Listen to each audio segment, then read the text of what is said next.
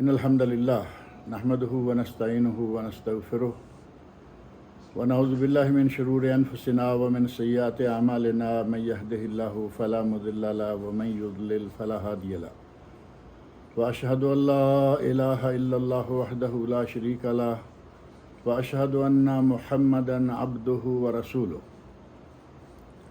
أما بعد فإن خير الحديث كتاب الله وخير الهدي هدي محمد صلى الله عليه وسلم وشر الأمور محدثاتها وكل محدثة بدعة وكل بدعة ضلالة وكل ضلالة في النار. رب اشرح لي صدري ويسر لي أمري واحلل عقدة من لساني يفقهوا قولي. رب اعوذ بک من همزات الشیاطین واعوذ بک رب ان یحضرون. اعوذ باللہ السمیع العلیم من الشیطان الرجیم. واذکر فی الکتاب ابراہیم انہ کان صدیقا نبیا. اللہ رب العزت کی ہم لوگوں پر بہت ہی زیادہ نعمتیں ہیں، اس قدر نعمتیں کہ انہیں اگر ہم شمار کرنا چاہیں تو یہ بس ہمارے بس سے باہر ہے. حتیٰ کہ اللہ رب العزت نے قرآن کریم میں 2 مقامات پر ارشاد فرمایا ہے وَإِن تَعُدُّوا نِعْمَةَ اللَّهِ لَا تُحْصُوهَا، کہ اگر تم اللہ کی نعمتوں کو گننا بھی چاہو تو گن نہیں سکتے. اس کی ان بے شمار نعمتوں میں سے ایک عظیم نعمت یہ ہے کہ اس نے ہمیں مسلمان بنایا، ہمیں حضرت محمد رسول اللہ صلی اللہ علیہ وسلم کا امتی بنایا، اور ہمیں سال میں کچھ ایسے مواقع عطا فرمائے کہ جن مواقع سے فائدہ اٹھاتے ہوئے ہم اپنے گناہ بخشوا سکتے ہیں. اور ان مواقع میں سے ایک موقع آج کل چل رہا ہے اور وہ ہے اشہر حج، یعنی حج کے مہینوں کا موقع یا حج کا موسم. بلکہ اگر یہ کہا جائے کہ آج کل اللہ رب العزت کا احسان اس طرح ہے کہ ہم پہ 2 موقع ہیں، ہمارے پاس 2 قسم کے موقع ہیں. ایک ہے اشہر حرم، حرمت والے مہینے، اور وہ حرمت والے مہینے جن کا ذکر سورۃ التوبہ کی آیت نمبر 36 میں اللہ رب العزت نے فرمایا ہے ان عدۃ الشہور عند اللہ 12 شہرا فی کتاب اللہ یوم خلق السماوات والارض منہا 4 حرم. اللہ کی کتاب میں مہینوں کی تعداد 12 ہے، اور یہ کب سے؟ یوم خلق السماوات والارض، کہ جب سے اللہ رب العزت نے زمین و آسمان بنائے ہیں. منہا 4 حرم، ان میں سے 4 مہینے حرمت والے. اور وہ 4 مہینے حرمت والے کون کون سے ہیں؟ قرآن کریم میں تو یہ بات نہیں ہے، لیکن نبی اکرم صلی اللہ علیہ وسلم نے ان کی وضاحت فرما دی. 3 متوالیات، ان میں سے 3 مہینے تو مسلسل ہیں، اور وہ مسلسل 3 مہینے کون کون سے ہیں؟ ذوالقعدہ وذی الحجہ والمحرم ورجب مضر الذی بین جمادی و شعبان. ذوالقعدہ، ذوالحجہ، محرم جو مسلسل ہیں، اور رجب جو کہ جمادی الثانیہ اور شعبان کے درمیان ہے. تو ان حرمت والے 4 مہینوں میں سے بھی اب ہم حرمت والے مہینے میں ہیں جو کہ ذوالقعدہ ہے. تو گویا ہمارے پاس 2 موسم چل رہے ہیں، ایک اشہر حرم کا اور دوسرا اشہر الحج کا.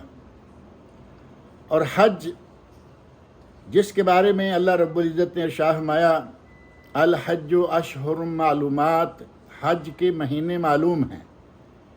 اور یہ بات اللہ رب العزت نے سورۃ البقرہ کی آیت نمبر 197 میں فرمائی. اور وہ اشہر معلومات کون کون سے ہیں ان کی وضاحت بھی نبی اکرم صلی اللہ علیہ وسلم نے فرمائی. فرمایا شوال، ذوالقعدہ اور ذی الحجہ یہ اشہر حج ہیں. اور اشہر حج کے دوران اگر ہم یہ تھوڑا سا بھی خیال کریں تو ہمیں پتہ چلتا ہے کہ قدم قدم پر حضرت ابراہیم خلیل علیہ السلام کا ذکر آتا ہے. قدم قدم پر حضرت ابراہیم خلیل علیہ السلام کی یادیں سامنے آتی ہیں.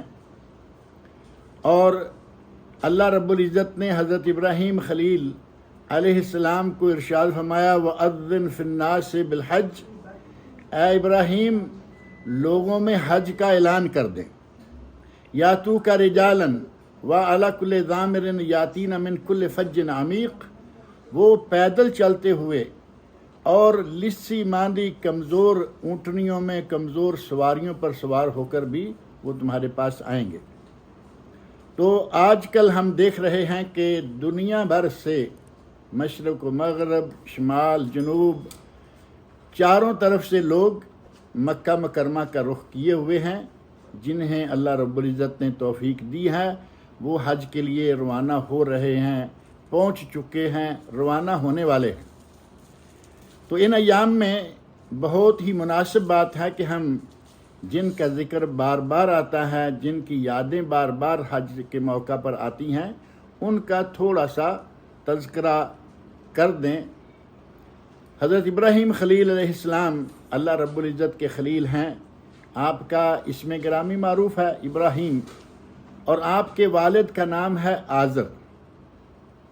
وَإِذْ قَالَ إِبْرَاهِيمُ لِأَبِيهِ آزر، یہ قرآن کریم کے اندر سورۃ الانعام کی آیت نمبر 74 میں اللہ رب العزت کا ارشاد ہے کہ جب ابراہیم نے اپنے والد آزر سے کہا، جب کہ آپ کو بعض کتابوں میں تاریخ خا کے ساتھ اور بعد میں تارح ہا کے ساتھ یہ نام بھی ملتے ہیں۔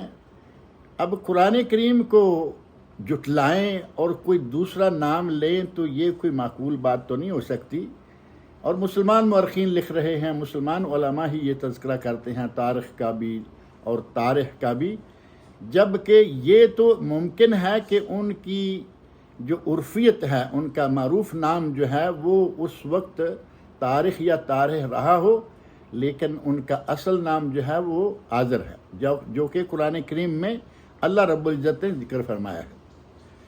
اور حضرت ابراہیم علیہ السلام کی ولادت جو ہے وہ بابل کے علاقے میں ہوئی، اور آپ کی شکل و شباہت، آپ کی جسامت، آپ کا پورا چہرہ مبارک جو ہے وہ حضرت محمد رسول اللہ صلی اللہ علیہ وسلم سے ملتا جلتا تھا، یعنی آپ نبی صلی اللہ علیہ وسلم کے شبیہ، یا یہ کہہ لیں کہ نبی صلی اللہ علیہ وسلم حضرت ابراہیم علیہ السلام کے شبیہ تھے۔ حضرت ابراہیم خلیل علیہ السلام کو اللہ رب العزت نے قرآن کریم میں ہی بتایا کہ وہ چھوٹے ہوتے ہی بڑے سمجھدار تھے، آغاز میں ہی وہ انتہائی لائق فائق سمجھدار تھے، اور اللہ رب العزت نے انہیں رشد و ہدایت دے رکھی تھی۔ لیکن پھر جب اللہ نے نبوت کا، رسالت کا منصب بھی دے دیا تو ظاہر ہے کہ یہ اللہ رب العزت کے ساتھ ایک خاص تعلق بھی جڑ گیا۔ تو اپنے والد کو حضرت ابراہیم علیہ السلام نے ہوش سنبھالتے ہی یہ دعوت دینا شروع کر دیا تھا کہ ابا جان، یہ آپ چیزیں، یہ جن چیزوں کو آپ پوج رہے ہو، جن کی عبادت کر رہے ہو، یہ نہ بولتے ہیں، نہ یہ سنتے ہیں، نہ تمہیں کوئی جواب دیتے ہیں، تو تم ایسا کیوں کرتے ہو؟ اللہ رب العزت نے سورہ مریم کی آیت نمبر 41-42 میں ان کا ذکر فرمایا ہے، جو آیت میں نے شروع میں بھی پڑھی ہے، وَاذْكُرْ فِي الْكِتَابِ إِبْرَاهِيمَ إِنَّهُ كَانَ صِدِّيقًا نَبِيًّا۔ ابراہیم علیہ السلام کی کتاب کا ذکر کیجئے، ابراہیم علیہ السلام کا اس کتاب میں ذکر کیجئے کہ وہ صدیق تھے، بہت ہی سچے تھے اور نبی تھے۔ اور ساتھ ہی ارشاد فرمایا اذ قال لأبیہ، جب انہوں نے، اب یہ ماحول ایسا ہے کہ گھر میں ہے ایک باپ جو کہ بت ساز ہے، بتوں کی فیکٹری کا مالک ہے، اور بیٹا جو کہ بت شکن ہے، بتوں کا انکار کر رہا ہے، بتوں کا رد کر رہا ہے، وہ کہتے ہیں اذ قال لأبیہ یا ابت لم تعبد، اے ابا جان اس چیز کی عبادت آپ کیوں کرتے ہیں، یا ان چیزوں کی آپ عبادت کیوں کرتے ہیں، ما لا يسمع ولا يبصر، جو نہ تو سنتے ہیں نہ وہ دیکھتے ہیں، ولا یغنی عنک شیئا، اور نہ وہ تمہیں کوئی فائدہ دیتے ہیں، تمہارا کوئی نفع نقصان ان کے ہاتھ میں نہیں ہے، تم پتھر سے انہیں خود تراشتے ہو اور خود ان کو بیچتے بھی ہو، خریدتے بھی ہو، اور پھر تم انہی کی عبادت کرنا شروع کر دیتے ہو۔ سب سے پہلا یہ دعوت کا کام جو ہے حضرت ابراہیم علیہ السلام نے اپنے گھر سے شروع کیا، اور آج بھی حضرت ابراہیم خلیل علیہ السلام کی اس سیرت، آپ کے اس انداز سے آج بھی ہم اندازہ لگائیں تو ہمیں چاہیے کہ سب سے پہلے اصلاح کا انداز اپنی ذات سے اور اپنے اہل و عیال سے، اپنے گھر سے کریں، جیسا کہ ابراہیم علیہ السلام نے اپنے گھر سے، اپنے والد سے یہ دعوت شروع کی۔ اور جیسے ہی آپ بڑے ہوتے گئے، نظام کائنات پہ آپ نے نظر دوڑائی، اور اس وقت آپ نے اپنی قوم کو سمجھانے کے لیے ایک بڑا بہترین انداز اختیار فرمایا۔ نظام کائنات دیکھا کہ آسمان پر ستارے ہیں، آسمان پر چاند ہے، آسمان پر سورج ہے، یہ موقع بموقع نظر آتے ہیں، ڈوبتے ہیں۔ میں کیوں نہ ان کو سامنے رکھ کر اپنی قوم کو سمجھاؤں کہ تم کن چیزوں کو پوج رہے ہو۔ یہ بت جو تم بناتے ہو، تم سجاتے ہو، تم ان کی صفائی کرتے ہو، ان سے گرد و غبار جھاڑتے ہو، یہ کیا ہوئے جبکہ اتنی بڑی بڑی مخلوقات اللہ تعالیٰ کی ہیں، وہ ڈوب جاتی ہیں تو ان کی پوجا جب نہیں کی جا سکتی تو ان کی پوجا کیا کرتے ہو؟ سب سے پہلے انہوں نے ستاروں کا ذکر کیا۔ فلما جن علیہ اللیل کا رآ کوکبا، فلما جن علیہ اللیل رآ کوکبا، جب رات ہوئی تو ابراہیم علیہ السلام نے ستاروں کو دیکھا، اور ستاروں کو دیکھنے ساتھ ہی وہ کہتے ہیں قال ھذا ربی، یہ ستارہ میرا رب ہے۔ فلما افلا، جب وہ ستارہ ڈوب گیا تو فرمایا لا احب الافلین، میں ڈوبنے والوں کو پسند نہیں کرتا۔ یعنی اللہ تو وہ ذات ہے جو ہمیشہ سے ہے، ہمیشہ کے لیے ہے، اور یہ جو رات کو تھوڑی دیر کے لیے روشنی دکھائی اور اس کے بعد غائب ہو گیا، کہا کہ میں ان کو پسند نہیں کرتا۔ فلما رأى القمر بازغا، پھر جب دیکھا کہ رات کو بہت بڑا چاند آ گیا ہے، چاند چڑھ آیا ہے، رونما ہو گیا ہے، قال ھذا ربی، کہ یہ میرا رب ہے۔ فلما افلا، جب چاند بھی ڈوب گیا، قال لئن لم يهدني ربی لأکونن من القوم الضالین، اگر میرا رب مجھے ہدایت نہ دیتا تو میں تو گمراہوں میں سے ہو جاتا، جیسے تم گمراہ ہو میں بھی گمراہوں میں سے ہو جاتا۔ فلما رأى الشمس بازغة قال ھذا ربی ھذا اکبر، دن کو سورج چڑھا دیکھا تو کہا کہ یہ میرا رب ہے، یہ تو بہت ہی بڑا ہے۔ اب ابراہیم علیہ السلام اپنے لیے ان چیزوں کو رب مان رہے ہیں، یہ بات قطعاً نہیں ہے، وہ محض قوم کو سمجھانے کے لیے یہ انداز اختیار کیے ہوئے ہیں۔ کہا بھائی دیکھو یہ میرا رب ہے، سب سے بڑا ہے۔ لیکن فلما افلت، جب سورج بھی ڈوب گیا، قال یا قوم انی بریء مما تشرکون، اے میری قوم، یہ تم جن چیزوں کو پوجتے ہو میں ان سے بری ہوں۔ ستارہ اتنا بڑا، اتنی چمک کے آسمانوں سے روشنی پہنچ رہی ہے، وہ بھی ڈوب گیا۔ چاند پوری رات کو ساری دنیا کو روشن کیے ہوئے ہے، وہ بھی ڈوب گیا۔ سورج آیا جس کی روشنی کا کوئی شمار ہی نہیں ہے، جس کی روشنی کے فوائد کا کوئی شمار نہیں ہے، جسے دنیا بھر جانتی ہے، وہ آیا اور وہ بھی ڈوب گیا۔ تو میں اگر اللہ رب العزت مجھے ہدایت نہ دیتا تو میں تو پھر گمراہوں میں سے ہو جاتا۔ اس انداز سے آپ نے اس کائنات میں جو مختلف اجرام فلکی ہیں ان کو سامنے رکھتے ہوئے اپنی قوم کو سمجھایا کہ عبادت کے لائق وہ نہیں جو غائب ہو جائے، جو ڈوب جائے، جو مر جائے، جس میں جان نہ ہو، جس میں حرکت نہ ہو، یہ چیزیں عبادت کے لائق نہیں ہیں۔ اور پھر اسی طرح بالآخر انہوں نے اپنی قوم کے ساتھ ایک مناظرے کی شکل بنا لی۔ سورۃ الانبیاء میں اللہ رب العزت نے ان کے مناظرے کا ذکر فرمایا ہے۔ قوم نے کہا کہ آج ہمارا میلہ ہے، او ابراہیم، مختلف اوقات پر جو لوگ اپنے مختلف انداز رکھتے ہیں، ہم میلے جا رہے ہیں۔ ابراہیم علیہ السلام نے آسمان کی طرف نگاہ دوڑائی اور کہا کہ یا اللہ یہ لوگ کب ہدایت پہ آئیں گے، ان کو تو کب ہدایت دے گا۔ کہا کہ میں تمہارے میلے میں جانے والا نہیں ہوں، اور کہا کہ میں بیمار ہوں، انی سقیم، میں بیمار ہوں۔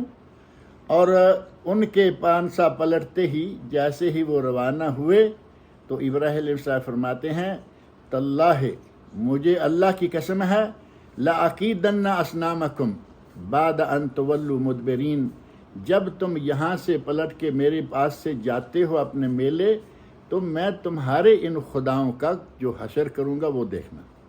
لَأَكِيدَنَّ أَصْنَامَكُمْ میں تمہارے ان خداؤں کا ان بتوں کا کیا حشر کرنے والا ہوں تمہیں دیکھنے کو مل جائے گا۔ وہ گئے اپنے میلے میں مشغول ہو گئے اور ابراہیم علیہ السلام اپنے کام میں مشغول ہو گئے۔ بت شکنی کا کام شروع کر دیا۔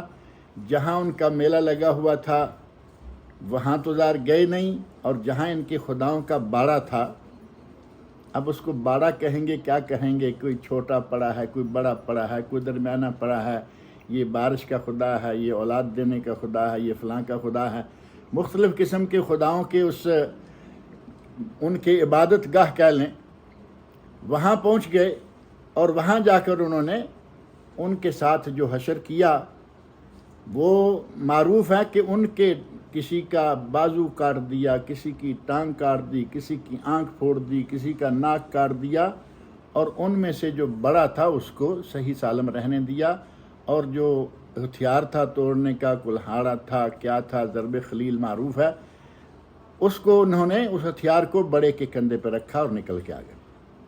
آ کے دیکھا کہ ہمارے تو خداؤں کا حشر کر دیا کسی نے۔ اب وہ کہتے ہیں قالوا من فعل هذا بآلهتنا انه لمن الظالمین، یہ ہمارے خداؤں کے ساتھ کس نے یہ حشر کیا ہے؟ انه لمن الظالمین، وہ تو ظالموں میں سے ہے۔ کون ظالم ہے جس نے ہمارے خداؤں کا یہ حال کیا ہے؟ تو پھر آپس میں ہی ایک دوسرے سے کہنے لگے قالوا سمعنا فتى یذکرہم یقال له ابراہیم، ہم نے ایک نوجوان کو ان کا ذکر کرتے ہوئے سنا ہے، کیونکہ ابراہیم علیہ السلام نوجوان ہے اس وقت، اور وہ کہا کرتے تھے کہ یہ تمہارے کسی کام نہیں آ سکتے، یہ تمہاری بات سنتے نہیں، یہ تمہاری بات سمجھتے نہیں، یہ کچھ بولتے نہیں، تمہیں کیا فائدہ پہنچائیں گے۔ تو وہ کہنے لگے کہ ایک نوجوان ان کا ذکر کیا کرتا ہے جس کا نام ابراہیم ہے۔ ابراہیم علیہ السلام کو بلایا گیا، قالوا انت فعلت هذا بآلهتنا یا ابراہیم، کہنے لگے ابراہیم کیا یہ تو نے ہمارے خداؤں کے ساتھ یہ حال کیا ہے؟ حضرت ابراہیم علیہ السلام کیا کہتے ہیں؟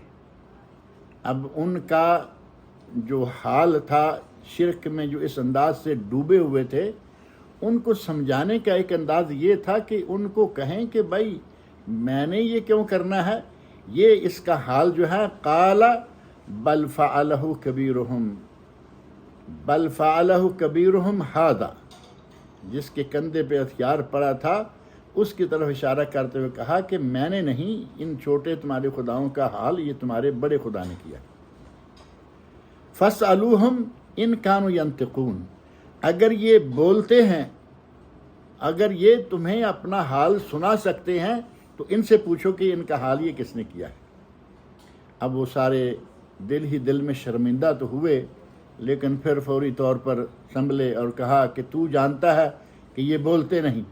اس بات کا اعتراف قرآن کریم میں ذکر کیا کہ انہوں نے اعتراف کیا تو جانتا ہے کہ یہ بولتے نہیں، لیکن تم نے یہ کیا ہے یقیناً۔ کہنے لگے قالوا حرقوہ، اس کو جلا دو، ابراہیم علیہ السلام کو سزا دو، ان کو جلا دو، وانصروا آلہتکم، اور اپنے خداؤں کی مدد کرو۔ اب یہ کلمات جو ہیں قرآن کریم کے، ان سے آپ اندازہ کر لیں کہ اس کو جلا دو، ابراہیم علیہ السلام کو آگ میں جلا دو، وانصروا آلہتکم، اور اپنے خداؤں کی مدد کرو۔ اب وہ خدا کیا ہوا جس کی مدد کرنے کے لیے اس کے عابد کو بلایا جا سکے، یا وہ خدا کیا ہے جسے اپنے ماننے والوں کی مدد کی ضرورت پیش آ جائے۔ کہنے لگے فانصروا آلہتکم ان کنتم فاعلین، اگر تم کچھ کرنے والے ہو تو اپنے خداؤں کی مدد کرو اور اس کو جلا دو۔ اور بالآخر وہ نار نمرود بڑا مشہور ہے، بہت بڑا آگ کا الاؤ جلایا گیا اور حضرت ابراہیم علیہ السلام کو اس میں پھینکا گیا، لیکن جسے اللہ رکھے اسے کون چکھے؟ اللہ رب العزت نے اس آگ کو حکم دیا، قلنا یا نار کونی بردا و سلاما علی ابراہیم، اے آگ ابراہیم علیہ السلام کے لیے ٹھنڈی ہو جا، بردن و سلامن، دو لفظ، ابراہیم علیہ السلام کے لیے ٹھنڈی ہو جا لیکن اتنی ٹھنڈی بھی نہ ہو جا کہ ابراہیم علیہ السلام کو تکلیف ہو، یعنی مناسب ٹھنڈی ہو جا۔ اب آگ کا کام تو ہے جلانا، لیکن جب اللہ کا حکم آ گیا تو وہ کیسے جلائے گی۔ پانی کا کام ہے بہانا، ڈبونا۔ موسیٰ علیہ السلام کے وقت اللہ رب العزت کا حکم آ گیا، پانی نے راستہ دے دیا۔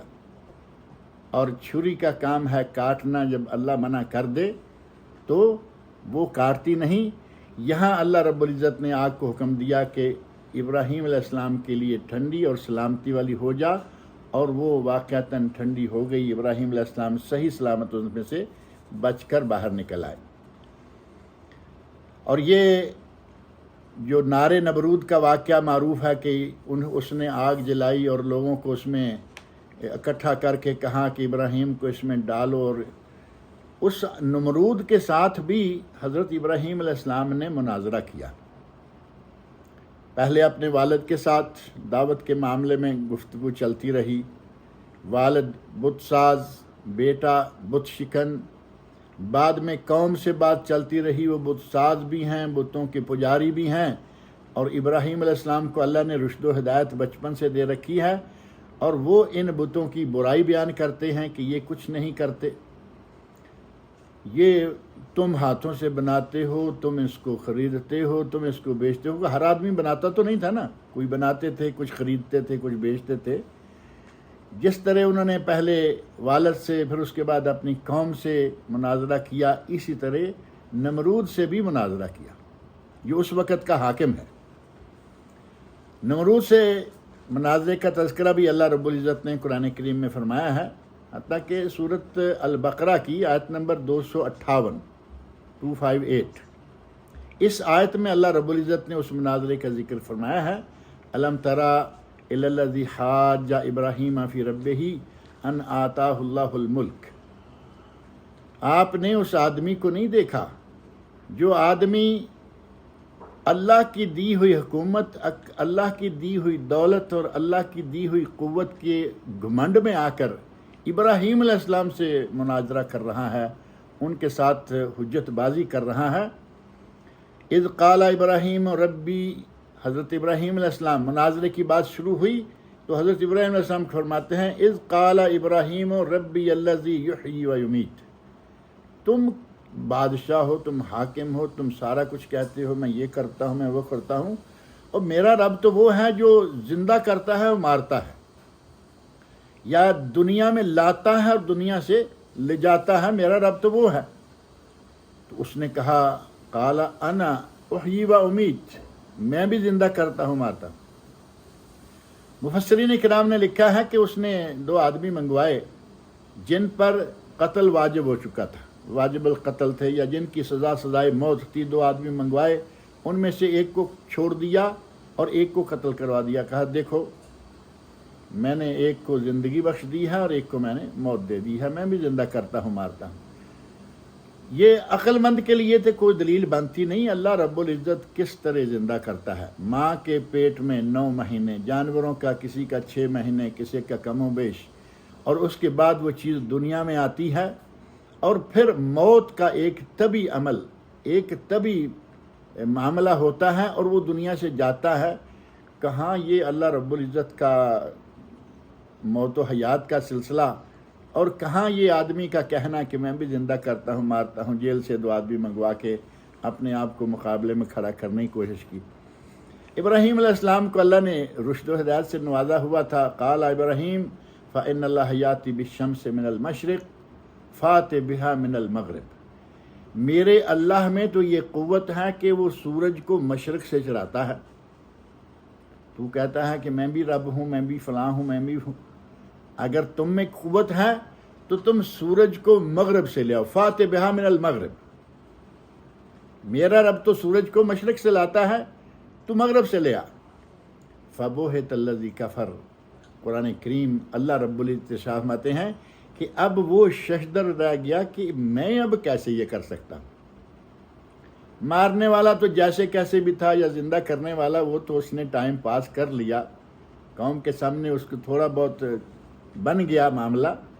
لیکن اب فبہت الذی کفر، بعض لوگ ترجمہ کرتے ہوئے کہتے ہیں کہ وہ ششدر تو ٹھیک ہے، کوئی حیران رہ گیا، اس کے ہاتھ پاؤں پھول گئے کہ میں کیا کروں، اور کہتے ہیں فبہت الذی کفر، اب اس کی ہوا نکل گئی. فبہت الذی کفر، وہ ششدر و حیران رہ گیا جس نے کفر کیا. واللہ لا یہدی القوم الظالمین، اللہ ظالم قوم کو ہدایت نہیں دیتا. غرض یہ کہ حضرت ابراہیم خلیل علیہ السلام بچپن سے ہوش سنبھالتے ہی انہوں نے دعوت کا کام شروع کر دیا، اور ہوش سنبھالتے ہی انہوں نے توحید کو سب سے پہلے لیا. توحید سب سے پہلے اپنے والد کو توحید سکھلانا شروع کیا کہ یہ بت کچھ نہیں کرتے، صرف ایک اللہ ہے جو سب کچھ کرتا ہے.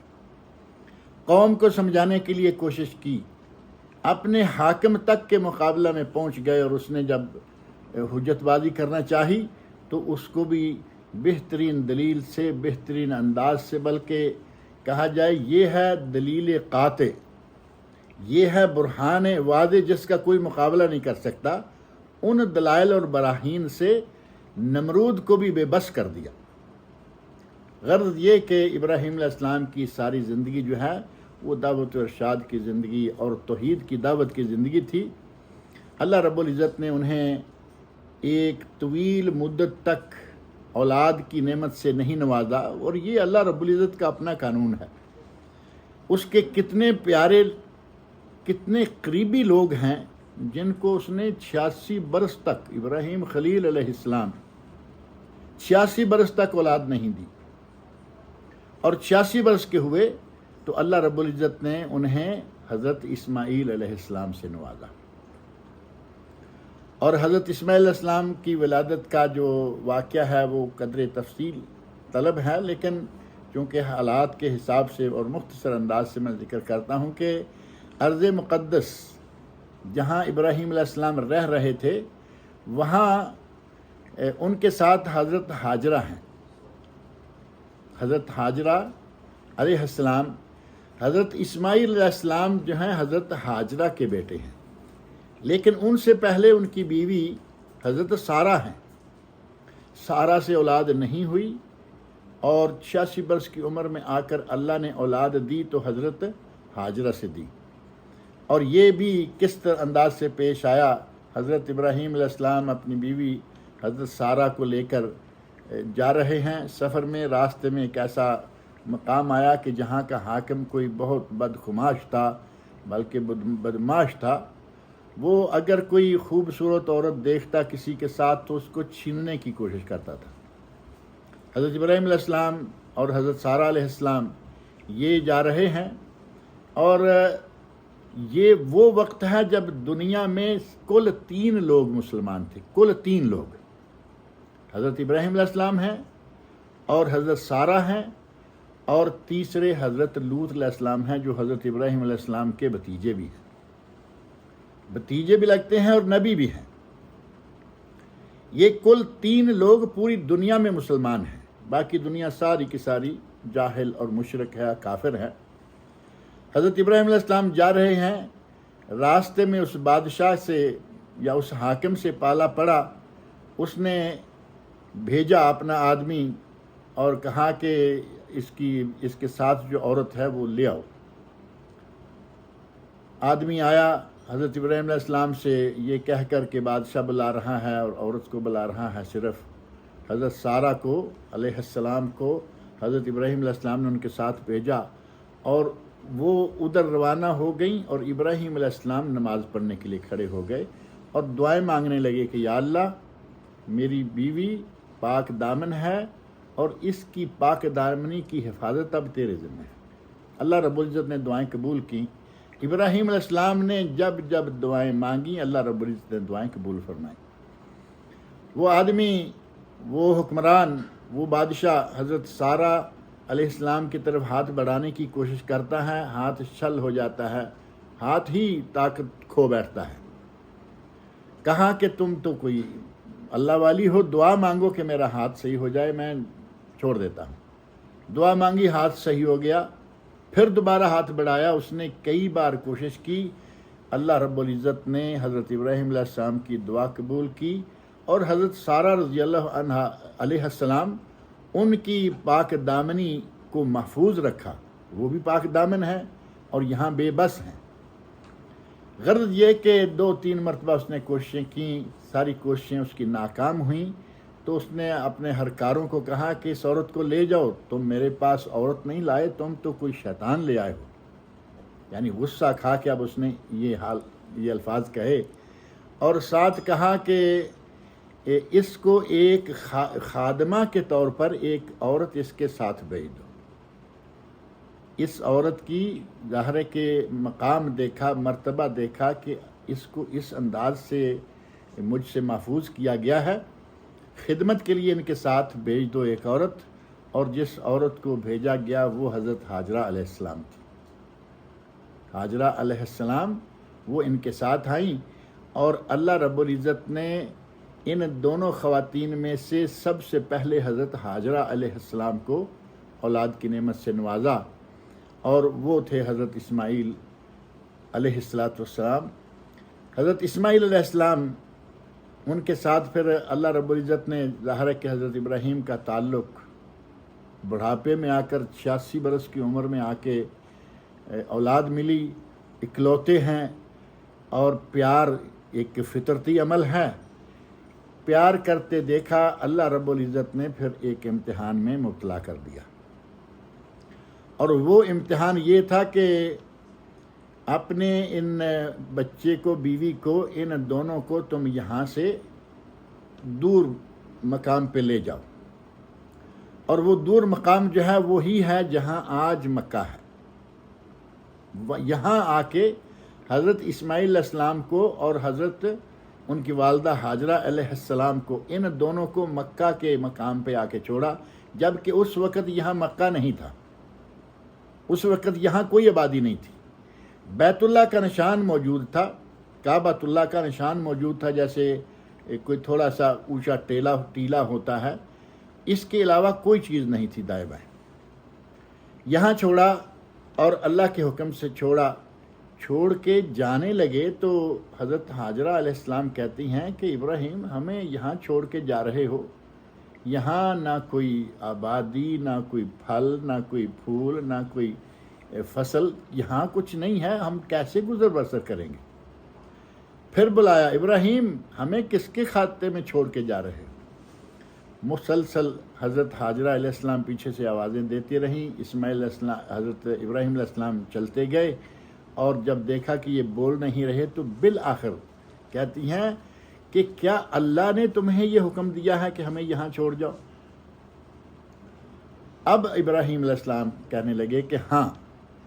تو صحیح بخاری اور حدیث کی دیگر کتابوں میں یہ الفاظ موجود ہیں، حضرت ہاجرہ علیہ السلام فرماتی ہیں اذن لن یضیعن اللہ، اگر تمہیں اللہ نے ہمیں یہاں چھوڑنے کا حکم دیا ہے تو پھر ہمیں اللہ ضائع نہیں کرے گا۔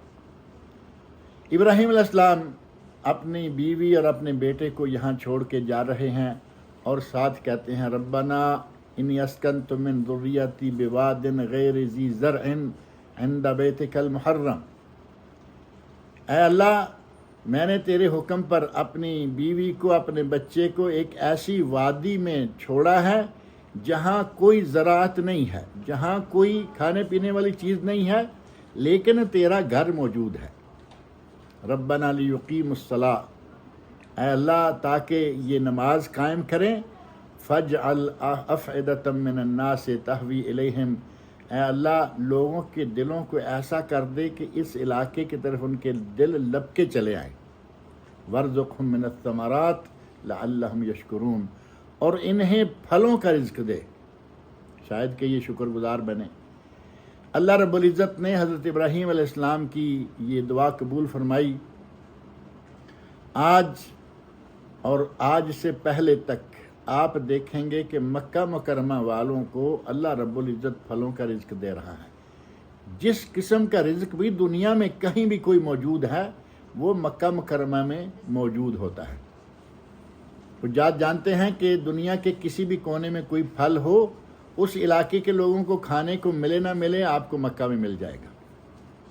ابراہیم علیہ السلام کی دعاؤں کو اللہ رب العزت نے قبول فرمایا، اور ابراہیم علیہ السلام کو جب چھوڑ کے جانے لگے تھے تو اس وقت حضرت ابراہیم علیہ السلام ظاہر ہے کہ اپنے بچے کو یہاں چھوڑ کے جانے لگے، اور یہاں نہ پانی ہے نہ کوئی کھانے کے لیے چیز ہے، اور پانی نہ ہونے کے نتیجہ میں اب ماں کی چھاتی سے دودھ بھی ختم ہو گیا، کھانے کے لیے کچھ ہے نہیں۔ اسماعیل علیہ السلام بیچارے رو رہے ہیں۔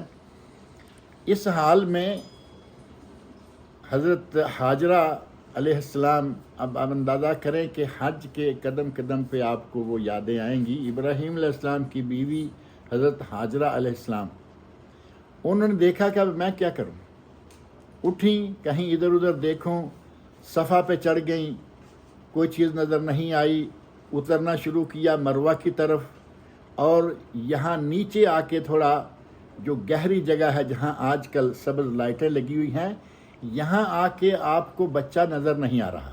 پہلے جیسے آدمی چلتے ہوئے تھوڑا دیکھتا جاتا ہے، بچہ نظر آ رہا ہے، آرام سے چلتی گئیں۔ جب یہ گہری جگہ آئی جسے وادی ابتا کہا گیا ہے، لا یقطع الابتہ الا شدن، کہ ابتہ جگہ جو ہے اس کو تو دوڑ کے ہی پار کرنا ہوگا، یہ حدیث شریف ہے۔ وہاں پہنچتی تو بچہ نظر نہیں آتا، اب یہاں سے یہ تیز بھاگ جاتی کہ جلدی جلدی میں تھوڑا اونچائی پہ ہو جاؤں جہاں سے مجھے اپنا بچہ نظر آنے لگے۔ پھر مروہ کی طرف چلتی، مروہ تک گئیں اور پھر صفا کی طرف آئیں۔ یہ 7 چکر جو ہیں یہ حضرت حاجرہ علیہ السلام کی یاد میں ہیں، اللہ رب العزت نے حج کا حصہ بنا دیے، واجب کر دیا حج کا، کہ صحیح جو ہے یہ کرنا ہوگی ہر حاجی کو۔ اور 7ویں چکر پر جب مروہ پر چکر مکمل کیا تو دیکھا کہ میرے بیٹے کے پاس کچھ آواز آئی ہے، کہا کہ کون ہے، اللہ کا کوئی بندہ اگر میری کو مدد کر سکتا ہے تو۔ حضرت ابراہیم علیہ السلام کی اولاد اس امتحان سے فارغ ہونے والی ہے، فرشتے نے اپنا قدم مارا یا پر مارا، اور اسماعیل علیہ السلام کے پاس ہی پانی کا چشمہ پھوٹ نکلا جسے آج ہم زمزم کہہ رہے ہیں، اور پوری دنیا میں مسلمان اس کو اپنے ساتھ لے جا رہے ہیں اور اپنے استعمال میں لا رہے ہیں۔ نبی اکرم صلی اللہ علیہ وسلم اس پانی کو ہدیہ کے طور پر منگوایا کرتے تھے۔ آپ مدینہ چلے گئے، آپ نے کبھی کسی سے کوئی فرمائش نہیں کی کہ میرے لیے فلاں لانا، لیکن زمزم کے لیے آپ کہا کرتے تھے کہ وہ مجھے پہنچانا، لے کے آنا، یا تم جا رہے ہو لاتے آنا۔ یہ ماء زمزم لما شرب لہ، آپ نے ارشاد فرمایا کہ پانی زمزم وہ پانی ہے کہ جس غرض سے پیا جائے وہی پوری ہو جاتی ہے۔ اگر کسی کو بھوک ہے تو بھوک کا کام دے گا، پیاس ہے تو پیاس کے لیے پانی کا کام دے گا۔ بہترین پانی دنیا کا، خیر ماء علی وجہ الارض، دنیا پر سب سے بہترین پانی جو ہے وہ زمزم ہے۔ اب یہاں ابراہیم علیہ السلام کی اولاد، آپ کی بیوی، آپ کا بیٹا بس رہے ہیں، اور بچہ اسماعیل علیہ السلام ابھی تھوڑے چلنے کے لائق ہوئے ہیں۔ فلما بلغ معہ السعی، جب اسماعیل علیہ السلام اپنے والد کے ساتھ چلنے پھرنے کے لائق ہو گئے، تھوڑا چلنے لگے، اللہ رب العزت کی طرف سے پھر آزمائش آ گئی۔ خواب میں دیکھا کہ میں اپنے بیٹے کو ذبح کر رہا ہوں۔ قال یا بنی انی اری فی المنام انی اذبحک فانظر ماذا تری، اے بیٹے میں دیکھ رہا ہوں کہ میں تمہیں ذبح کر رہا ہوں خواب میں، اب بتاؤ کہ کیا کریں، اب بتاؤ کہ ہمیں کیا کرنا ہے۔ اب وہ اسماعیل ہیں جنہیں آداب فرزندی کس نے سکھلائے ہیں، کہا یا ابت افعل ما تؤمر، ابا جان آپ کو جو حکم ملا ہے آپ کر گزریے، ستجدنی انشاءاللہ من الصابرین، آپ مجھے صبر کرنے والوں میں سے پائیں گے۔ فلما اسلما وتلہ للجبین، دونوں تیار ہو گئے، بیٹے کو منہ کے بل لٹا لیا، اور ونادینہ، اللہ رب العزت ارشاد فرماتے ہیں کہ ہم نے آواز دی، اے یا ابراہیم، اے ابراہیم قد صدقت الرؤیا، تو نے اپنے خواب کو سچا کر دکھایا۔ اور پھر آگے قرآن کریم میں یہ موجود ہے وَفَدَيْنَاهُ بِذِبْحٍ عَظِيمٍ، ہم نے اسماعیل علیہ السلام کے فدیہ کے طور پر ایک عظیم قربانی ذبح کر دی، بھیج دی۔ غرض یہ کہ اس کے بعد اسماعیل علیہ السلام ذرا جوان ہوئے تو تعمیر کعبہ کا واقعہ پیش آیا۔ تعمیر کعبہ میں حضرت ابراہیم علیہ السلام کا تعاون حضرت اسماعیل علیہ السلام کر رہے ہیں، اور ان دونوں نے باپ بیٹے نے مل کر کعبہ شریف کی تعمیر کی، اور صرف کعبہ شریف کی تعمیر ہی نہیں کی بلکہ دونوں نے باپ بیٹے نے مل کر دعائیں مانگیں، اور صرف دعاؤں پہ اکتفا نہیں کیا بلکہ حضرت ابراہیم علیہ السلام نے اب مناسک حج بھی ادا کرنے ہیں۔ پہلی بات یہ کہ آپ طواف کر رہے ہیں معمار کعبہ ابراہیم علیہ السلام، آپ نے 2 رکعتیں نماز پڑھنی ہے، کہاں؟ مقام ابراہیم کے سامنے، پھر مقام ابراہیم، معمار کعبہ ابراہیم علیہ السلام۔ اور اللہ رب العزت نے جب مناسک حج ادا کرنے کا حکم دیا تو اس وقت منا کی طرف روانہ ہوئے، اور منا میں شیطان 3 مرتبہ سامنے آیا، اور تینوں مرتبہ ابراہیم علیہ السلام نے نبی اکرم صلی اللہ علیہ وسلم فرماتے ہیں کہ 7 کنکریاں پہلی جگہ پہ ماریں، دوسری جگہ پہ ماریں، تیسری جگہ پر ماریں، جسے آج ہم کنکریاں مارنا یا رمی کرنا جمرات کا۔ اللہ رب العزت نے ابراہیم علیہ السلام کی اس ادا کو بھی حج کا حصہ بنا دیا۔ کوئی حضرت حاجرہ علیہ السلام کی ادا ہے، خلوص و وفا کی ادائیں قدم قدم پر موجود ہیں، اور مناسک حج کے طور پر ابراہیم علیہ السلام جا رہے ہیں، شیطان سامنے آتا ہے، بہکانے کی کوشش کرتا ہے، پتھر مارتے ہیں، فصاخ فی الارض، حدیث میں ہے کہ شیطان زمین میں دنس گیا، پھر آ گیا، پھر دنس گیا، پھر آ گیا، پھر مارا، پھر دنس گیا۔ غرض یہ کہ ابراہیم علیہ السلام نے اپنے مناسک جو ہیں وہ پورے کیے، اور ابراہیم علیہ السلام کے بیٹے اسماعیل علیہ السلام کی قربانی کی یاد آج کی قربانیاں ہیں۔ اس انداز سے حضرت اگر کہا جائے کہ حضرت ابراہیم خلیل علیہ السلام کا جو امتحانات کا سلسلہ ہے، اور جو ان کی زندگی ہے، جو ان کی دعوت ہے، یا صرف قرآن کریم میں جو ان کا تذکرہ ہے، اگر وہ تذکرہ ہی کیا جائے تو بات بہت لمبی ہو جاتی ہے۔ اللہ رب العزت نے ان کی ان قربانیوں کا، ان کی ان اداؤں کا تذکرہ کچھ اس انداز سے کیا ہے وَإِذِ ابْتَلَىٰ إِبْرَاهِيمَ رَبُّهُ بِكَلِمَاتٍ فَأَتَمَّهُنَّ، اللہ رب العزت نے ابراہیم علیہ السلام کو کچھ کلمات سے، کچھ باتوں میں آزمایا۔ ابراہیم علیہ السلام ان آزمائشوں میں پورے آئے۔ قَالَ إِنِّي جَاعِلُكَ لِلنَّاسِ إِمَامًا، تو اللہ رب العزت نے فرمایا کہ اے ابراہیم، ہم تمہیں تمام لوگوں کا امام بنا رہے ہیں۔ بہت ساری باتیں ہیں جو ابراہیم علیہ السلام کے بارے میں کی جائیں، اور موقع بموقع کی جاتی ہیں، کی جاتی رہیں گی انشاءاللہ، اور یہ حج کا سارا سیزن ہی حضرت ابراہیم علیہ السلام کی یاد کو تازہ کرتا رہتا ہے۔ اللہ رب العزت سے میری دعا ہے کہ جو لوگ حج کرنے کی نیت سے آئے ہیں، اللہ تعالیٰ ان کو سلامت رکھے، اور ان کے حج کو قبول فرمائے، ان کے حج کو حج مبرور بنائے، اور سلامتی کے ساتھ ان کو اپنے گھروں میں واپس بھی لے جائے۔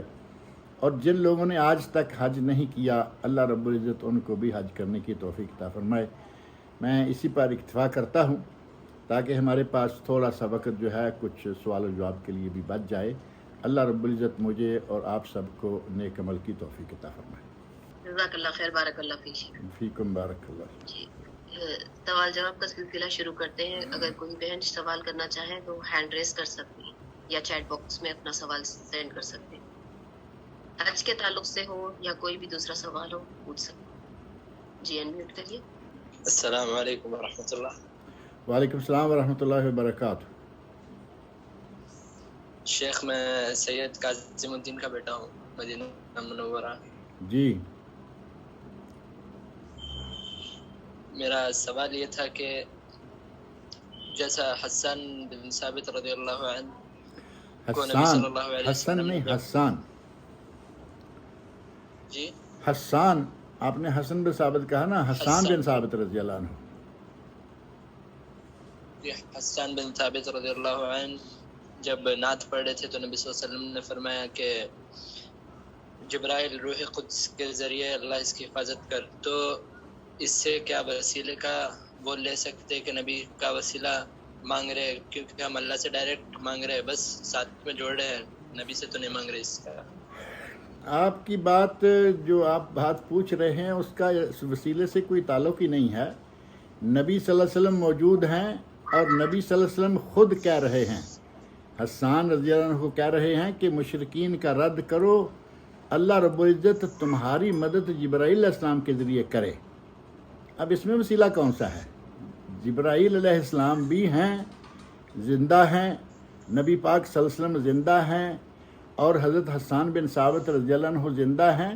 تو یہاں تو ایسی بات نہیں ہے. نبی کہہ رہے ہیں کہ اللہ تیری مدد، حسان بن ثابت سے کہہ رہے ہیں اللہ تیری مدد جبرائیل علیہ السلام کے ذریعے کرے.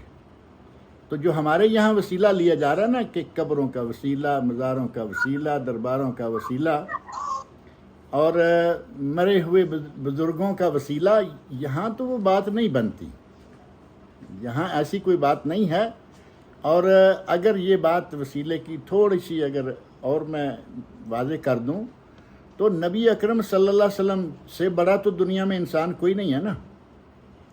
نبی صلی اللہ علیہ وسلم دنیا کے سب سے بڑے انسان ہیں، سب سے اعظم انسان ہیں. یہ تو کافروں نے بھی مان لیا نا.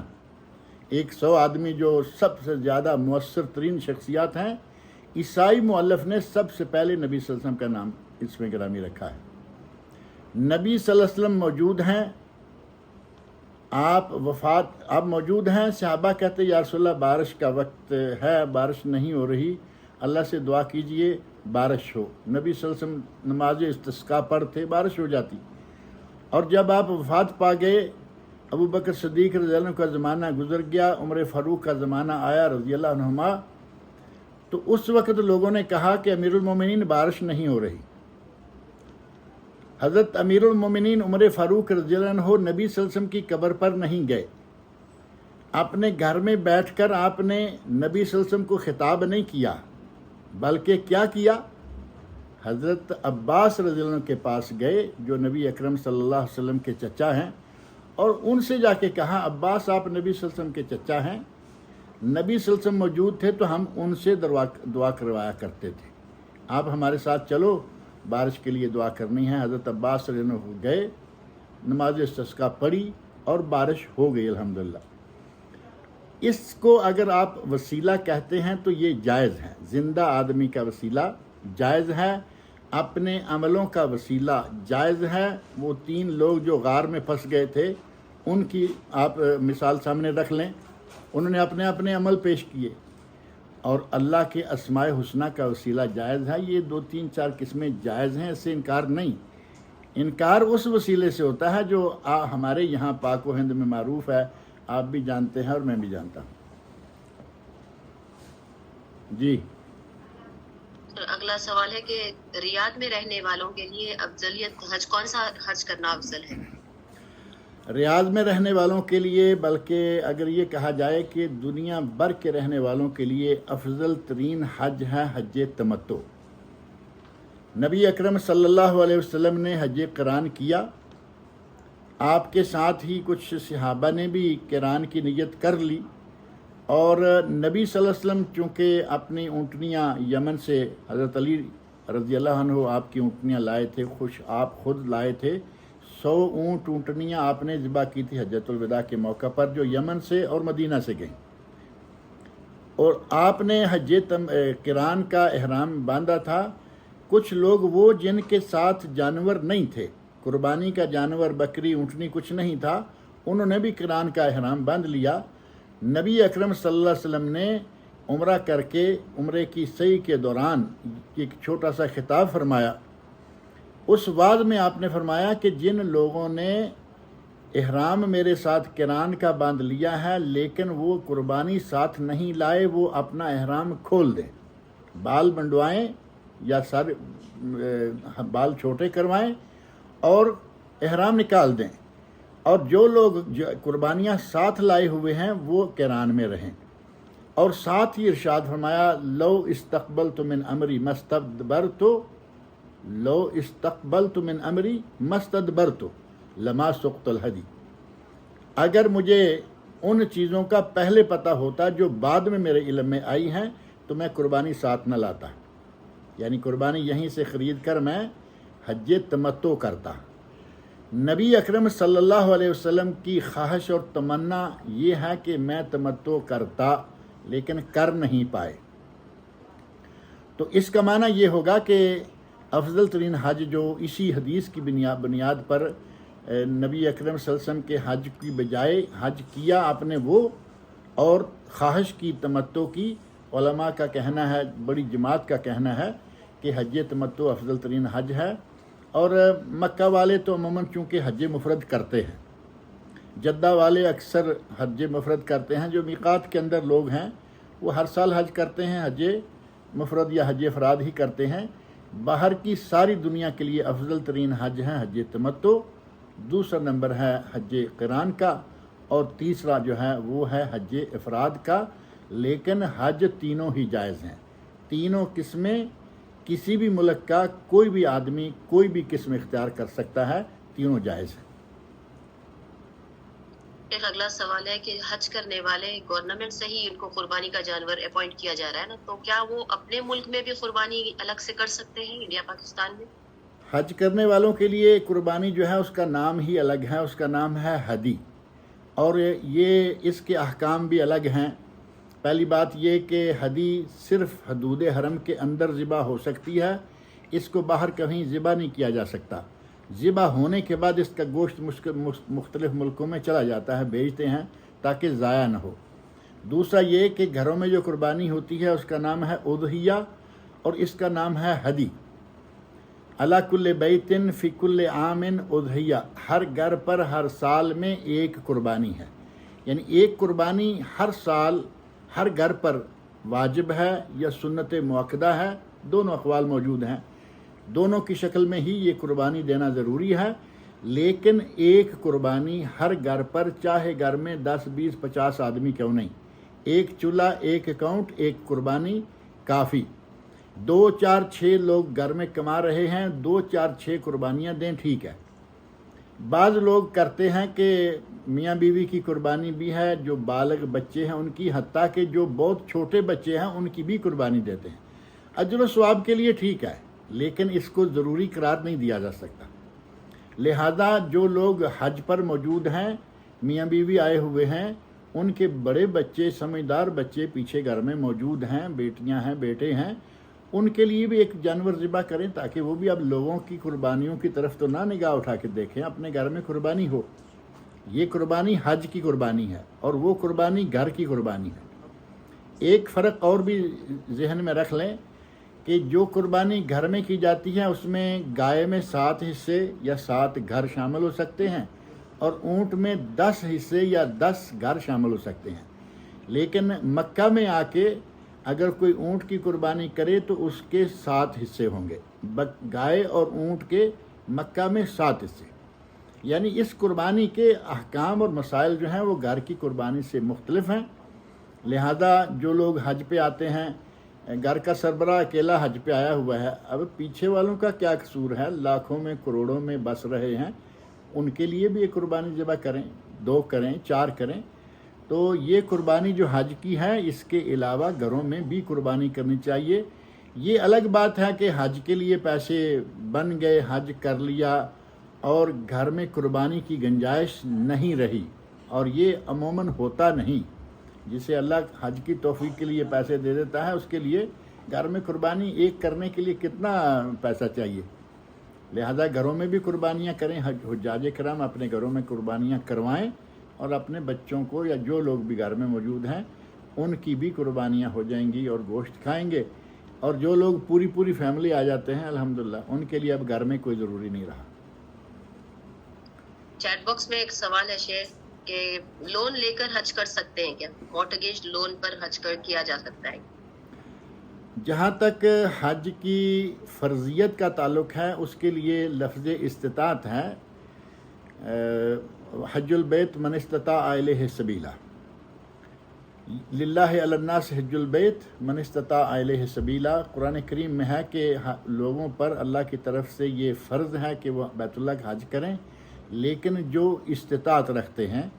اب استطاعت کی تعریف پوچھی گئی نبی صلی اللہ علیہ وسلم سے، تو آپ نے فرمایا الزاد والراحلہ، سواری ہو اور کھانا پینا اس کا خرچہ ہو۔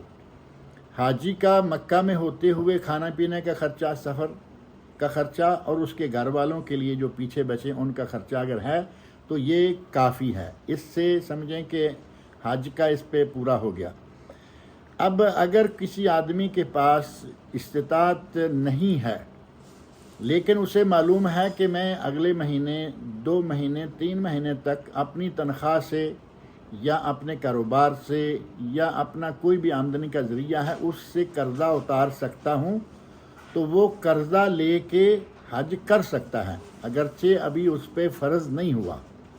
اگر مالی حیثیت نہیں بنی تو حج فرض نہیں ہوا، کر لیتا ہے تو حج ہو جائے گا، فرضیت ثابت ہو جائے گی، لیکن احتیاط اس میں ہے کہ وہ پہلے یہ دیکھ لے کہ یہ اگلے 2-4 مہینوں میں قرضہ اتار سکتا ہے تو کوئی حرج نہیں ہے، حج کیا جا سکتا ہے۔ لیکن لون کی بات یہ ذہن میں دینا چاہتا ہوں کہ لون عموماً لوگ بینکوں سے لیتے ہیں، بینکوں والا لون جو ہے وہ سود ہے، وہ حرام ہے، اور حرام کے پیسے سے حج نہیں کیا جا سکتا۔ اگر لون کو آپ شخصی طور پر اپنے رشتہ داروں سے، دوست احباب سے، پڑوسیوں سے وہ قرض کو لون کہیں تو ٹھیک ہے، اور اگر لون بینکوں والا ہے تو وہ سود ہے، اور سود حرام ہے۔ قرآن کریم میں اللہ رب العزت نے بہت زیادہ مذمت فرمائی، اور نبی اکرم صلی اللہ علیہ وسلم نے بھی بہت مذمت بیان فرمائی ہے، اور جس کی حج پر روانگی کی نیت ہے وہ حلال کمائی سے حج کرے، ورنہ حرام کمائی سے کیا ہوا حج ہوتا ہی نہیں۔ اگلا سوال ہے شیخ کہ حج بہت زیادہ مہنگا ہو گیا، تو اس پر لوگ عمرے پر آ رہے ہیں ایسا کر کے نا، حج نہیں کر پاتے، 6 لاکھ کا ہو ہم نہیں کر سکتے تو 1-1.5 لاکھ میں عمرہ ہو جاتا ہے، تو ایسا کرنا صحیح ہے؟ اگر کوئی آدمی اتنی توفیق رکھتا ہے کہ وہ صرف عمرہ کرتا ہے تو عمرہ کر لے، پھر اللہ توفیق دیتا ہے کہ اس کے پاس حج کی گنجائش بنتی ہے تو حج بھی کرے۔ عمرہ کرنے سے حج کی فرضیت ختم نہیں ہوگی۔ حج اسلام کے 5 ارکان میں سے ایک رکن ہے، جب تک یہ ادا نہیں کیا جائے گا یہ رکن جو ہے یہ ختم نہیں ہوگا۔ عمرہ چاہے 10 مرتبہ کرے گا حج کے برابر نہیں جائے گا، 50 مرتبہ کرے گا حج کے برابر نہیں جائے گا۔ یہ الگ بات ہے کہ حج مہنگا ہو گیا، عمرہ سستا ہے، اور کچھ لوگ بڑے عجیب انداز سے یہ سلسلہ رکھتے ہیں کہ یہاں بیٹھے بیٹھے حج بدل کر لیا، سعودیہ میں رہتے ہیں حج بدل کر لیا، سعودیہ میں بیٹھے ہیں عمرہ بدل کر لیا، کبھی اماں کا، کبھی ابا کا، کبھی بیوی کا، ان کو کہا تمہارا حج کر دیا ہے، اماں بیچاری خوش ہے کہ میرا حج ہو گیا، میرا عمرہ ہو گیا، بیوی بھی خوش ہے، اور عمرے میں تھوڑے سے پیسے لگا کر ساری عمر کے لیے ان کو فارغ کر دیا۔ اور کچھ ہیں وہ 1 مرتبہ لے آتے ہیں عمرے پر، جیسے آپ نے فرمایا نا کہ عمرے کے لیے لے آتے ہیں، 1 مرتبہ 1.5-2 لاکھ میں عمرہ کرا دیا اور حج کے لیے نہیں، طاقت ہوتے ہوئے بھی حج کے لیے نہیں لاتے، جبکہ یہ بہت بہت ہی غلط بات ہے۔ حج فرض ہے، اسلام کا رکن ہے، اور عمرہ جو ہے اس کا مقابلہ کبھی نہیں کر سکتا۔ ایک بہن کا سوال ہے شیخ کہ حج قبول ہو گیا، یہ ہمیں کیسے پتہ چلے؟ مطلب پتہ چل بھی سکتا ہے ایسا یا نہیں؟ اس سلسلہ میں کسی بھی عبادت کے قبول ہو جانے کا پتہ ہمیں نہیں چلتا۔ ہم 5 وقت نماز پڑھتے ہیں روزانہ، ہمیں کیا معلوم ہے کہ ہماری نمازیں قبول ہوتی ہیں یا نہیں؟ روزہ رکھتے ہیں رمضان کا، ہمیں کیا معلوم ہے قبول ہوتا ہے یا نہیں؟ اور زکوٰۃ دیتے ہیں، کیا معلوم ہے قبول ہوتا ہے یا نہیں؟ حج کرتے ہیں، کیا معلوم ہے ہوتا ہے یا نہیں؟ لیکن بعض چیزیں ایسی ہیں کہ وہ ساری اگر کی جائیں تو انشاءاللہ حج قبول ہوگا۔ ان میں سے پہلی شکل یہ ہے کہ پورے دوران حج کسی قسم کا کوئی شرکیہ کام نہ کرے، کوئی بدعت اختیار نہ کرے، بلکہ اس سے بھی پہلے یہ کہ نیت خالصاً لوجہ اللہ ہو، خالصتاً لوجہ اللہ، صرف اللہ کے لیے حج کرے۔ یہ لوگوں کی دیکھا دیکھی یا لوگوں کو دکھانے کی نیت نہ ہو کہ سارے لوگ ہمارے گاؤں والے حج کر رہے ہیں اور میں رہ گیا ہوں، اب مجھے کر ہی لینا چاہیے۔ یہ اللہ کے لیے نہیں، یہ لوگوں کے لیے ہے۔ ایسے ہی جب نیت خالص ہوگی تو پھر ساتھ ہی پیسہ بھی خالص ہو، جیسے میں نے پہلے بھی ذکر کیا ہے، حرام کے پیسے سے حج نہیں ہوتا، وہ قبول نہیں ہوتا. اور حج کو مسنون انداز سے سنت رسول کے مطابق جو حج نبی صلی اللہ علیہ وسلم نے کیا ہے بے عین ہی حج آج کرے گا تو انشاءاللہ وہ بھی قبول ہوگا. ہمارے یہاں لوگ حج کرنے آتے ہیں اور بہت سارے کام ایسے کر جاتے ہیں جو نبی صلی اللہ علیہ وسلم نے نہیں کیے، اور بہت سارے کام نہیں کرتے جو نبی صلی اللہ علیہ وسلم نے کیے ہیں حج کے دوران. اور ان کی کیا مثالیں دی جائیں. لوگ عرفات میں جانے کا وقت، عرفات سے نکلنے کا وقت، عرفات میں کیا کرنا ہے، مزدلفہ میں کیا کرنا ہے، منا میں کیا کرنا ہے، کتنی نمازیں کیسے میں صرف تھوڑے 1 منٹ کے اندر ذکر کر دوں. منا میں نبی صلی اللہ علیہ وسلم نے قصر پڑھی، ہر نماز اس کے وقت پر پڑھی، لیکن قصر، ہمارے لوگ قصر نہیں کرتے. عرفات میں آپ نے قصر پڑھی، لیکن ایک ہی وقت میں ظہر کے وقت دونوں نمازیں ظہر اور عصر پڑھی، ہمارے لوگ نہیں کر رہے. بلکہ اس مرتبہ تو مجھے پتہ چلا ہے کسی تربیتی کیمپ والے نے ہمارے ملکوں میں سے کسی ملک میں کہہ کے بھیجا ہے کہ بھائی ہم ہر نماز کو اس کے وقت پر پڑھیں گے، عرفات میں بھی، مزدلفہ میں بھی، اور پوری پڑھیں گے، ہم قصر نہیں کریں گے. اور یہ میں 1-2 مثالیں صرف دے رہا ہوں. بہت سارے کام ایسے کیے جا رہے ہیں جو کہ سنت کے خلاف ہیں، نبی اکرم صلی اللہ علیہ وسلم کے حج کے برابر نہیں ہوتے. تو سنت کے مطابق حج ہو، اور دوران حج کوئی گناہ نہ ہو، کوئی رفث یعنی کوئی شہوانی حرکت نہ ہو، شہوانی گفتگو نہ ہو، اور کوئی فسق و فجور نہ ہو، اور کوئی لڑائی جھگڑا نہ ہو. الحج اشہر معلومات فمن فرض فیہن الحج فلا رفث ولا فسوق ولا جدال فی الحج. جو کوئی اپنے اوپر حج فرض کر لے حج کے مہینوں میں، وہ رفث شہوانی حرکت یا بات، اور فسق و فجور کوئی گناہ، اور جدال لڑائی جھگڑا نہ کرے. یہ قرآن کریم ہے. نبی اکرم صلی اللہ علیہ وسلم نے فرمایا کہ وہ آدمی جو حج کرے، من حجا فلم یرفس ولم یفسق رجع من ذنوبہ کیوم ولدتہ امہ. جو حج کرے، حج کے دوران کوئی رفث کوئی فسوق نہ کرے، تو وہ آدمی حج سے یوں پلٹ کے آئے گا جیسے پہلے دن کا بچہ دنیا میں آتا ہے. اب نبی صلی اللہ علیہ وسلم نے یہ 2 باتیں بتائی ہیں. قرآن کریم میں تیسری بھی ہے، لڑائی جھگڑا بھی نہ ہو. ہمارے لڑائی جھگڑے سٹارٹ ہوتے حج کے شروع میں ہی شروع ہو جاتے ہیں. لڑائی جھگڑوں سے پاک ہو، فسق و فجور سے پاک ہو، اور حلال کمائی سے ہو. اللہ اس حج کو انشاءاللہ حج مبرور بناتا ہے. بعض اہل علم نے لکھا ہے حج مبرور کی نشانی یہ ہے، حج مقبول کہ میرا حج قبول ہو گیا ہے. حج مبرور کا فرمایا نا، والحج المبرور لیس لہ جزاء الا الجنہ. حج مبرور کی جزا تو جنت ہی ہے. اب حج مبرور کیا ہے؟ پہلا یہ کہ اس حج کے دوران کوئی گناہ نہ کیا گیا. یہ تو وہاں ہوتے ہوئے حلال مال سے ہو، شرک اور گناہ وغیرہ نہ کیے جائیں. اور ایک بڑی اہم جو علامت بتائی گئی حج مبرور کی یا حج مقبول کی، وہ یہ ہے کہ آدمی کا حج سے واپس آنے کے بعد اس کے اندر ایک حسین انقلاب آ چکا ہو، اس کی کایا پلٹ چکی ہو. پہلے گناہوں کی طرف اس کی رغبت رہتی تھی، اب وہ نیکیوں کی طرف رغبت کرے، یعنی پورا بدل جائے. اگر جیسے گیا تھا ویسے ہی آج ہے تو وہ سمجھ لے کہ میرا حج بھی اسی طرح کا ہی ہے. آخری سوال ہے شیخ کہ بعض لوگ ہر سال حج کرتے ہیں، جیسے ملک میں اگر بہت اسٹرکٹ ہو گیا تو ملک بدل کر کرتے ہیں، چاہے انڈیا جانا ہو یا پاکستان جانا ہو، تو ایسا کرنا صحیح ہے؟ اس سلسلہ میں اپنی بات نہیں کہتا. ہمارے بر صغیر پاک و ہند کے ایک بہت بڑے عالم گزرے ہیں، اور موجودہ تقسیم کے بعد ان کا تعلق ہندوستان سے ہے، اور وہ ہیں مولانا مختار احمد ندوی رحمۃ اللہ علیہ. فوت ہو چکے ہیں. انہوں نے ایک کتاب چھاپی تھی بامبے سے.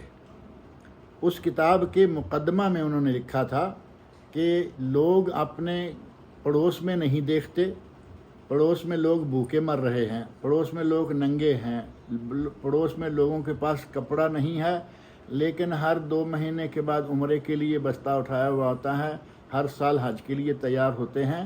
ان لوگوں کو چاہیے کہ یہ جو لوگ ضرورت مند ہیں، حاجت مند ہیں، ان لوگوں کی حاجتیں پوری کریں، ان کو ان عمروں سے زیادہ ثواب ملے گا، اس حج سے بھی زیادہ ثواب ملے گا۔ تو یہ ملک بدل بدل کر حج، بار بار حج، آج ہمارے ملکوں میں، پاکستان کیا، انڈیا کیا، بنگلہ دیش کیا، میرے خیال ہے تینوں ملکوں میں ہم رہتے ہیں، باقی ملکوں میں بھی بہت کچھ ہو رہا ہے۔ ان ملکوں میں بھوک بہت زیادہ ہے۔ اب بھوکے پیسے لوگوں کو چھوڑ کر آپ حج کے لیے اتنی بھاگ دوڑ کریں کہ ملک بدل بدل کر اس ملک سے عمرہ ویزا لگوایا حج کا، عمرہ تو خیر کھلا ہے، فلاں ملک سے حج کا لگوا لیا، اگلے سال فلاں ملک سے لگوا لیا۔ اللہ نے اتنی دولت دی ہوئی ہے، اتنے یہ جال سازیاں کرنے کی بجائے 5 سال میں ایک حج کر لیا کریں، کیونکہ وہ حدیث موجود ہے۔ ان عبدن، حدیث بھی قدسی ہے، ان عبدن صححت لہ جسم وبسط علیہ فی المعیشہ تمضی علیہ 5 اعوام لا یفد الی الا محروم، کہ میں نے اپنے بندے کو صحت دی، تندرستی دی اور مال دیا، اس کو 5 سال گزر جاتے ہیں پھر بھی یہ میرے پاس نہیں آتا۔ یہاں حدیث میں ہے لا یفد الیہ، یہ میرے طرف نہیں آتا، یہ نہیں فرمایا مکہ کی طرف نہیں آتا، بیت اللہ کی طرف نہیں آتا، فرمایا میری طرف۔ حج کو حج الی مکہ یا حج الی بیت اللہ نہیں کہا جاتا، حج کا سفر الی اللہ ہے، یہ اللہ کی طرف سفر ہوتا ہے۔ یہ اس حدیث کی روح سے 5 سال میں ایک مرتبہ حج کر لینا چاہیے۔ اب 5 مرتبہ سے زیادہ بار بار حج کرتا رہے، روزانہ ہر سال حج کرے اور کسی نہ کسی طرح سے ادھر سے ہو کے ادھر سے ہو کے حج کرے، ان کو چاہیے کہ یہ حج کا شوق اتنا پورا کرنے کی بجائے فقراء و مساکین کی مدد کریں۔ جب یہ بات کہتے ہیں تو کہتے ہیں ہمیں اللہ نے اتنا دیا ہے کہ ہم فقیر مسکین کو بھی دیکھتے ہیں، رشتہ داروں کو بھی دیکھتے ہیں، اس کے بعد ہم حج کرتے ہیں۔ اگر سارے رشتہ داروں کو دیکھتے ہیں، فقراء و مساکین کو بھی دیکھتے ہیں، سب کو دیکھتے ہیں، تو پھر یہ 2 نمبر کا راستہ کیوں اختیار کرتے ہیں؟ اپنے ملک سے آئیں، جس ملک سے ہیں وہیں سے آئیں۔ اب صرف حج کرنے کے لیے یہ کرنا، گورنمنٹ کو دھوکہ دینا، یہ بھی تو جائز نہیں ہے نا۔ کریں حج 5 سال کے بعد، جو حدیث میں ثابت ہے 5 سال کے بعد کریں، بہت اچھی بات ہے۔ اور اپنے لوگوں کو اور اپنے قرب و جوار کے لوگوں کو اور اپنے ملک کے اداروں کو، بہت سارے حاجت مند ادارے ہوتے ہیں، ہمارے دینی مدارس ہیں، ان کا بیچاروں کا سارا اعتماد ہی ہمارے آپ کی زکوٰۃ پر ہوتا ہے، ان کو چلائیں۔ بار بار حج کرنے کی بجائے 5 سال کے بعد حج کریں اور 4 سال وہ پیسہ جو ہے وہ ان اداروں میں دیں اور ان غریبوں، مسکینوں، فقراء، محتاج، بیواؤں اور یتیموں کو دیں۔ ٹھیک ہے شیخ، جزاکم اللہ خیر، بارک اللہ فیکم۔ فیکم بارک اللہ، جزاکم اللہ خیر۔ اینڈ کرتے ہیں شیخ، السلام علیکم ورحمۃ اللہ۔ وعلیکم السلام ورحمۃ اللہ وبرکاتہ۔